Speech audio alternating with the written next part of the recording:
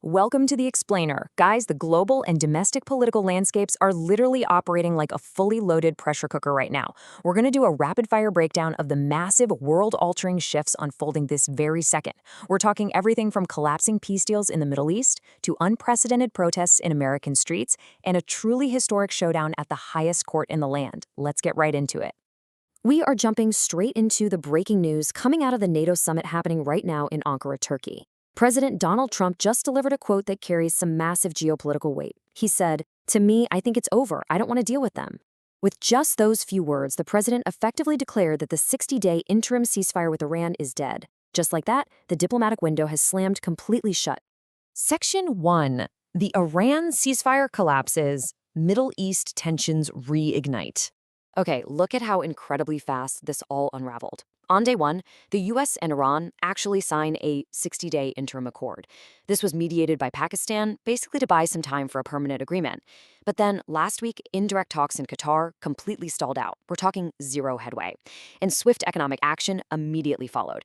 The US went ahead and revoked a June 22nd waiver that had allowed Iran to sell oil. This was a direct response to projectiles striking 3 commercial tankers in the Strait of Hormuz. And that brings us to the explosive kinetic response. U.S. Central Command has just unleashed a brand new wave of military strikes, hitting more than 80 Iranian targets. And honestly, the rhetoric matching this military action is absolute. Speaking right alongside NATO Secretary General Mark Rutte over in Ankara, President Trump did not hold back. He referred to Iranian leadership as scum and sick people, flat out concluding that it is a waste of time dealing with them. For anyone tracking global security right now, this illustrates the complete, unequivocal breakdown of any potential final nuclear deal with Tehran. The gloves are totally off. Section 2. Shaking up NATO alliances.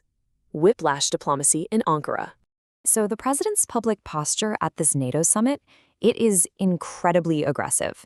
First off, he's renewing those highly controversial demands for the U.S. to take over Greenland, literally stating that the territory is very important for the U.S., but not important for Denmark. Second, he's issuing direct economic threats, saying he'll cut all trade with Spain over what he views as terrible defense spending. And at the exact same time, he's holding these high-stakes meetings with Ukraine's President Zelensky, floating the idea that Europe and Ukraine could get licenses for Patriot missile production. But here is the massive disconnect you really need to pay attention to. We have to contrast these fiery public theatrics with the closed-door realities. Because behind closed doors, Trump completely dropped the talk about Greenland and Spain. Instead, he privately assured allies, "We want to remain with you." He made it crystal clear the U.S. is staying in NATO and confirmed they're prepared to keep selling weapons to allies, completely regardless of how those weapons are actually put to use. The crucial takeaway here is this really stark divide between the aggressive rhetoric meant for the cameras and the baseline strategic reassurances being handed out in private. Section 3. Millions take to the streets. The No Kings protests. I really want you to let this number sink in for a second. 23,000. According to conflict tracking data, that is the total number of political protests in the United States since President Trump took office for his second term in 2025. And guys, the momentum is only accelerating. Over 4,000 of these protests have happened just since January of this year alone. The streets are highly active right now, and the pressure is building fast. Just look at the massive footprint of the No Kings protests from this past weekend. Backed by progressive groups, an estimated 8 million citizens mobilized across 3,300 different locations. And we're not just talking about coastal hubs here. This spanned all 50 states, all the way from the Alaskan Arctic down to Puerto Rico. The focus of this massive mobilization, they are pushing back hard against the administration's immigration crackdown, the expansion of executive powers, and of course, this newly reignited war in Iran. Now, while these protests are nationwide, the absolute epicenter right now is St. Paul, Minnesota, and it's for a very specific, deeply tragic reason. Back in January, the Twin City of Minneapolis rose up in peaceful protests to defend itself against the administration's Immigration and Customs Enforcement, or ICE. During those events, ICE agents killed 2 citizens, Renee Good and Alex Preddy. Their deaths have galvanized a massive, deeply personal resistance in that entire region. If you want to understand the core message of these demonstrators without any political spin whatsoever, you really just have to look at their own homemade signs. No kings, no war, no ICE. That phrase right there concisely captures their total opposition to the president's unilateral executive actions, his foreign policy in the Middle East, and his aggressive immigration enforcement at home. It is a direct, grassroots repudiation of the current administration's agenda.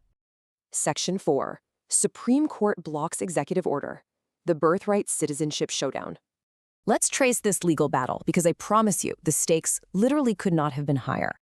On day one of Trump's second term, he issues an executive order seeking to end automatic birthright citizenship for children born to undocumented immigrants and temporary foreign residents. Fast forward to the oral arguments, and in an absolutely extraordinary, historic anomaly, President Trump actually attended the Supreme Court hearing in person.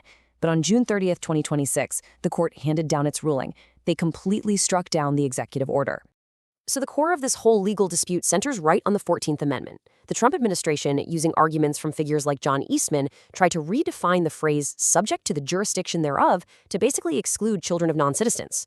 But Chief Justice John Roberts, writing for the majority of a very conservative court, firmly rejected this. The court affirmed that the Constitution guarantees citizenship to nearly all people born on U.S. soil, completely regardless of what their parents' legal status happens to be.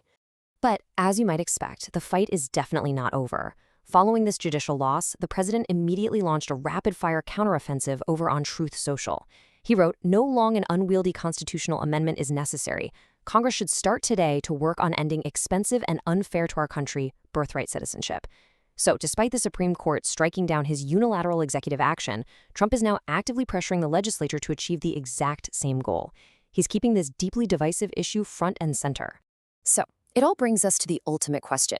We are looking at in America, and really a whole world, on edge right now. The U.S. is dropping bombs on Iran again. Diplomatic norms at NATO are being stress-tested publicly even while they're smoothed over privately. Millions of citizens are taking to the streets in coordinated protest, and the Supreme Court just actively blocked the president's foundational Day One agenda. The heat is turned up to the absolute maximum. With all of these pressure points converging at the exact same time, where will the political pressure boil over next? Thank you so much for checking out this explainer. Stay engaged, keep studying those primary sources, and we'll see you next time.